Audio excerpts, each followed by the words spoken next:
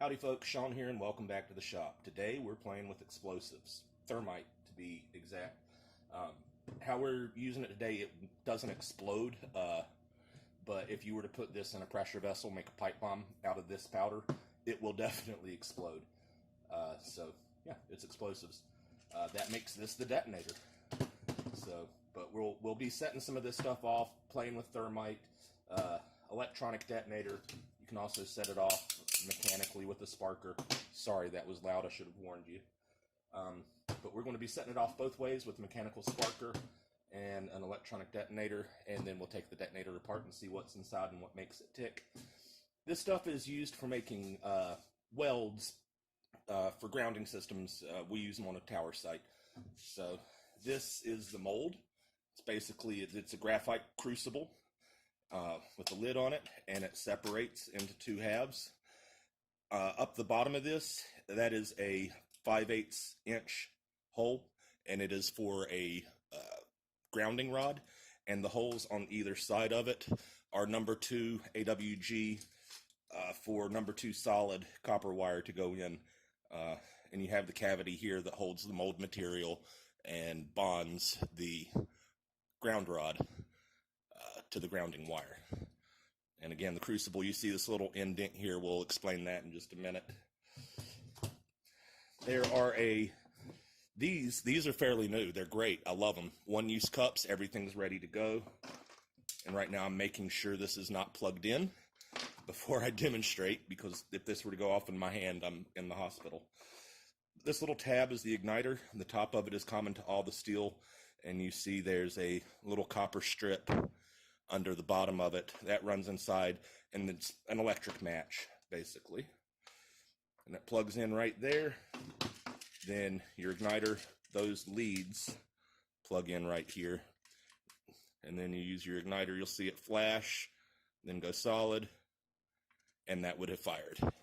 Sorry, I was too high.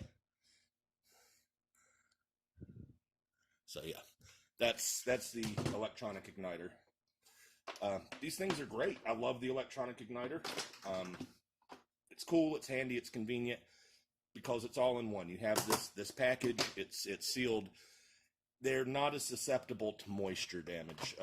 If you get moisture in these, this is how we used to get everything. This is what I'm used to. But they are individual shots, and they are measured by quantity. This is a 90 shot. I'm pretty sure this takes a 65. 5/8 ground rod. CR2 number 2 solid.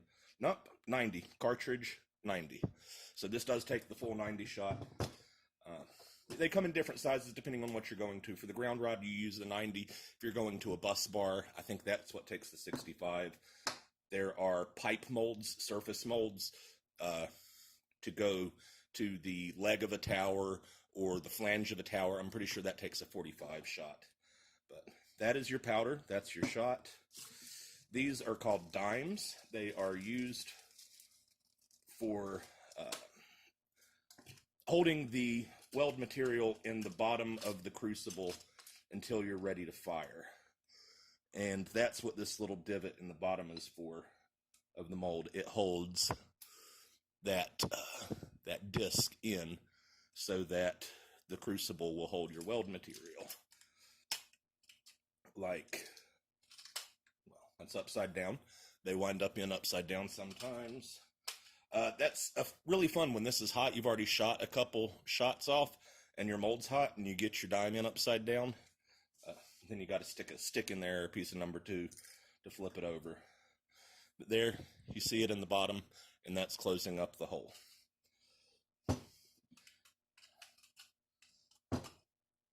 And again, this would already be clamped around the ground rod and have your wire running out of it. So once you get that in, you'll take, and you already see the metal on my fingers here, but hold it over, open your cap, and pour your weld material in. And in the bottom of this container, you probably can't see it, but there is a cross. You can see it on the sides here barely, but it's fins of plastic sticking up that create a cross in the bottom of that, and packed into there is the ignition powder. So you'll pour your main powder in, close your crucible up, and then take your container and beat it on your hand, and what that will do is release that ignition powder from the bottom of the container. Dump you out just a little bit of it into the center of your weld material, close the lid, and take the rest of it and put right there on top. Then you ignite it. Now, I'm not going to do that here. If I were to do that here, it's going to burn a hole straight through my desk, down through the computer that's sitting under the desk, and down to the concrete of the shop floor. So we're not going to do that. That was simply for demonstration purposes.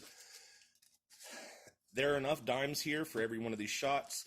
You will lose them. If you lose them, you can use a dime. Do not use a nickel. Do not use a penny. The metallic composition of those doesn't agree with the weld material, and it'll work sometimes, but sometimes it won't work. Sometimes it'll boil the material. You'll get porosity. It won't be a good weld.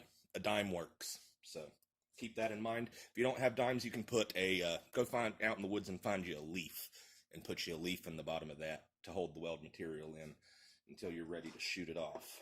So we'll go ahead and take these, put them back in here because I don't like losing my dimes. And I've got this. This is a bad idea. I will point out this is plastic. Plastic holds a static charge. I'm about to dump this into here just to get it off of my bench. And one of the reasons I'm telling, and I got it everywhere, one of the reasons I'm pointing out that it's dangerous is to let you know I know it's dangerous. So that nobody has to tell me in the comments, ooh, you're pouring explosive powder into a plastic container and it could ignite itself. I know it could. Static is a thing. Really fun thing to do, put this stuff, it's dusty, it gets on your hands. Put this on your buddy's bag before he goes through TSA. It's going to set off the bomb detectors. I'm kidding about doing it, but I'm not kidding that it would set off the bomb detectors. So you wouldn't really do it to a buddy. Anyhow, there we go. We'll pull the dime out so we can use it next time. And that, we'll set that off later when we're outside having fun with this stuff. Alternatively, again, this is the older method. You have the new single shot, and that conveniently fits right there in your crucible. So that's pretty much an overview of the material and how it works and what you do, what it's for. Again, this has the exact same material in it. The finer gray, you can see it right there, the finer gray starting powder. I'm not sure well, heck, let's take one apart, because I can hear that in there, so I know it's loose. I am curious what the electric match has on its end as an igniter.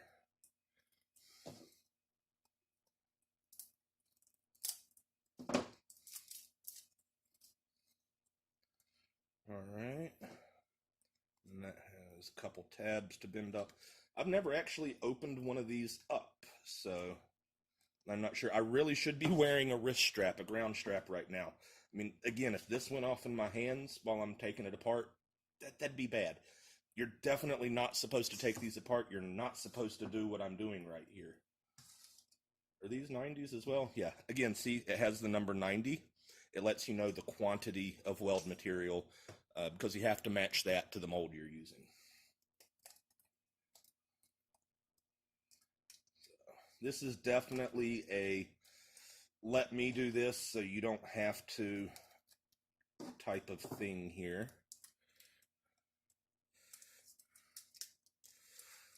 Alright, so I'm seeing the regular weld material down there, and then we've got this finer material that's I guess like the ignition powder. It was stuck to the lid. You can see as I pull the lid off, that is stuck to it right up here with an adhesive, and it's falling off as I take it apart. So But again, the material inside there, it's the exact same stuff. Dump that in there and have more fun with it. And this is a stainless steel cup. It's fairly substantial metal. It appears there's a lining in here too.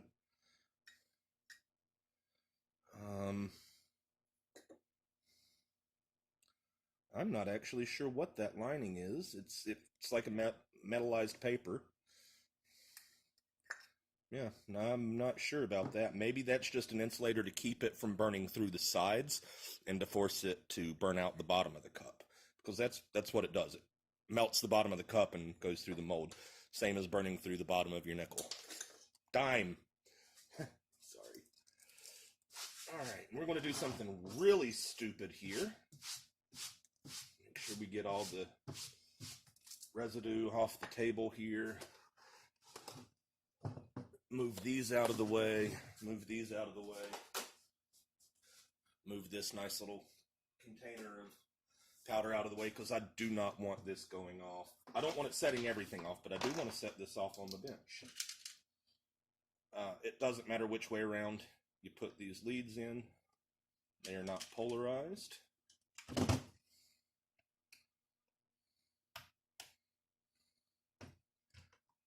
There's that. And you can see here, this is the end you connect on. It's not connected. It's basically the exact same thing down here, but they've done a little pin. Gotta hold it down in the camera. They've done a little pin punch to connect the inside and outside together. I have a feeling this is going to be quite underwhelming without the powder, but we'll see anyway. Here we go, firing. Woo! Well, it goes boom. And that was right down here at the punch is where that just... So it's the smallest area of surface contact. And apparently this has some massive capacitor in it, or bank of capacitors, that just sent a really nice zap down the line to make that go pop. So that's how the ignition system works. Otherwise, you use a little igniter. There's some powder on the table there. I was seeing if it would ignite, but it won't. Anyhow, that's it. Let's head outside. I'm going to set up in the asphalt driveway and make some fire. We're outside on asphalt. I've swept all the leaves away from where I'm working. I have this fire extinguisher. I have another fire extinguisher over there. So, doing what I can. Try to be safe. So, we're going to just set this off. I do have some ground rod over here, but I don't have any number 2. I'd have to drive it to the ground. So, we're just going to set this off on the ground, or set this off empty. So the first thing you'll do, I open up my mold, create just a nice little V in here with the lid closed, and take your torch, light it, lock it on, and then just set it in there to let it heat the mold. We'll come over here so I can show you what I'm talking about. You see that line running down there? That is running the moisture out of the mold. Be careful on the tag. If you hit the tag directly with this torch, you can melt it because it's an aluminum tag. See, fire extinguisher, all my stuff. Nice little clear area of no leaves. This is my setup, by the way. This holds my phone. 2 holes so I can flip my camera either way. There we go. Mold should be getting good and warm.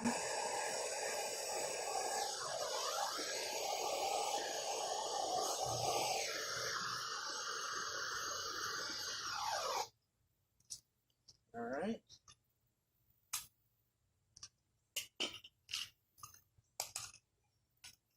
Now it's always fun trying to close this up around, I need to get something to stick under the back of this. Hold on just a second. we'll use this piece of steel. This is front frame member from my truck when she got in a wreck. I've got it out here because we're going to burn a hole through it in a minute. It would normally hold itself because it would be on a ground rod. So we've got our dime in. Oop, spill that everywhere. Open, put that in, tap it. A little bit of your powder.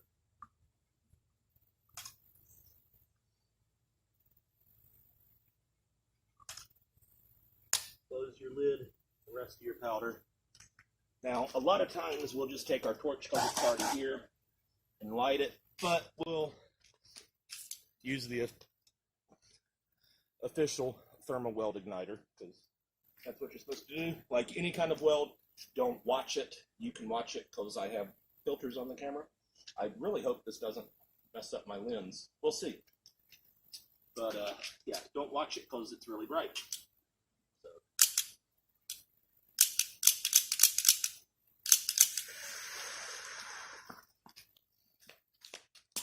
And that was it. Right, I hit the buttons walking over here, but you can see molten. Open it up. There's a slag, basically glass, in the crates. You can see a little molten material down there.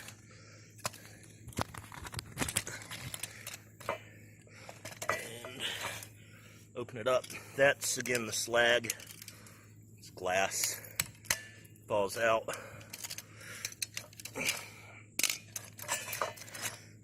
And there's the mold. But now again, it looks like crap because I didn't have a ground rod or wire in there. But hey, that's the general gist of it. All right, now we're just going to have some fun and make things go on fire. Woohoo!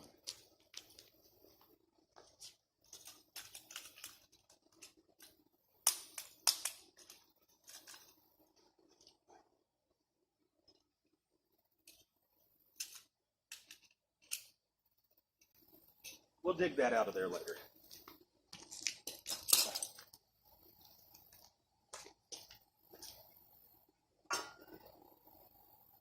We'll save that.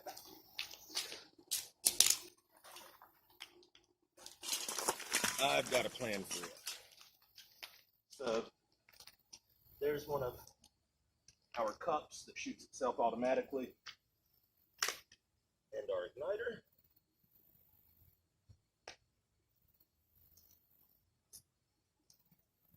Plug that in. And fire in the hole.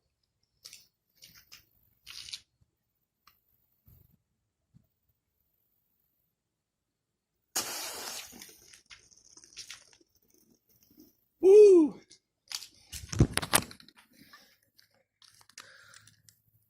Now that's hot. Liquid molten metal. All right, I'm going to let that cool down just a little bit. You saw I pulled that out of the way as quickly as I could because, yeah, I don't want to mess up the end of my igniter. Normally that's more contained. It's inside a mold, so you don't get as much stuff splattering out all over the place. But yay, that's thermite for you.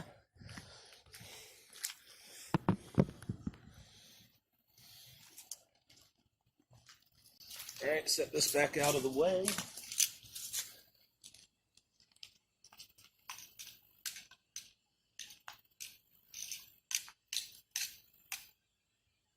Oh, that's, yeah, it's melting my asphalt now. And it's left a nice little crater in the concrete there.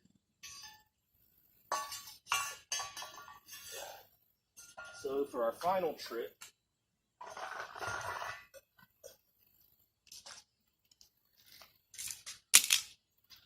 I'm going to take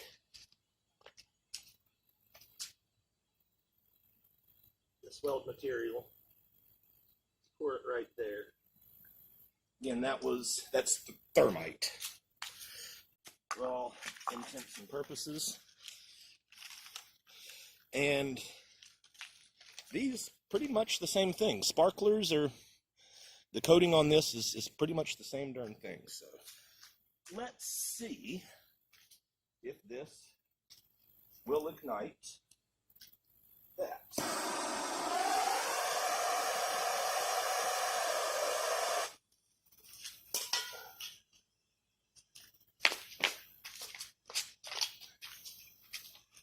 All right. And I'm entirely expecting this to burn through that steel.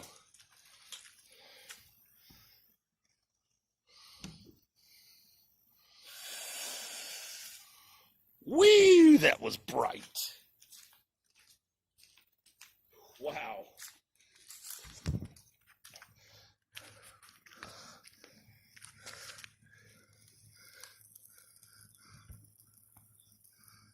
All right. There's a puddle under there. I'm not sure if that burnt through or went through that chassis hole. I'm kind of scared to touch this. The whole thing's probably, although that's not hot there. Yeah, it didn't go completely through the steel, but she's definitely cherry red, and that's still bubbling. I should probably back up because that concrete could go pop at any moment. I thought we had somebody coming up the driveway. Anyhow, that's it for now. Playing with Thermite. KJ4PTD 73.